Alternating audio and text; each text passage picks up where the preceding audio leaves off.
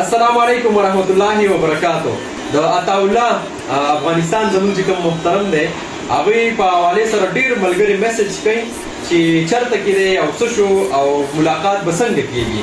نو تاسو ټولو ته دا پته وه چې بالکل ماشاءالله پاکستان ته دلته خیبر پښتونخوا ته هغوی په دوره باندې راغلي وو. د هغې ویډیوز به هم تاسو کتلي. پېښور کې نور مختلف ځایونو کې د ملګرو سره ملاقاتونه کړي وو.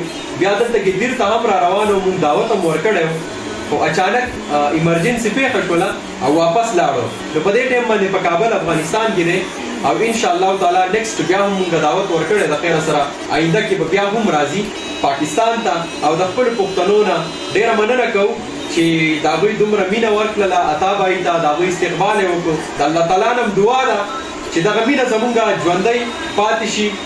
زمونږ د اخوا افغانستان کې کوم وروڼه دي او په پاکستان کې دي، خو چې زمونږ د من نه دغه نفرتونه ختم شي او دغسې دغه مینه قایم شي.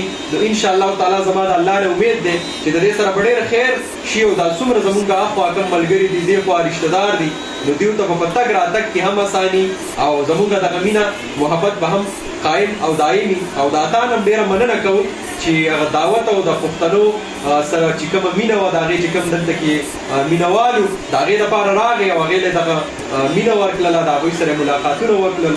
نو زمونږ دعاګوی ورله چې الله بیا توفیق ورکړي او دلته پاکستان ته راشي د ډېر ټایم دپاره. یو ځل بیا ورته دعوت ورکوو او ستاسو د ټولو کتونکو د طرف نه هم انشاءالله زمونږ دعوت دی ورته بیا به راځي د خیره سره. چې چېرته مې ښاد او باد اوسئ، په الله سپارو. والسلام.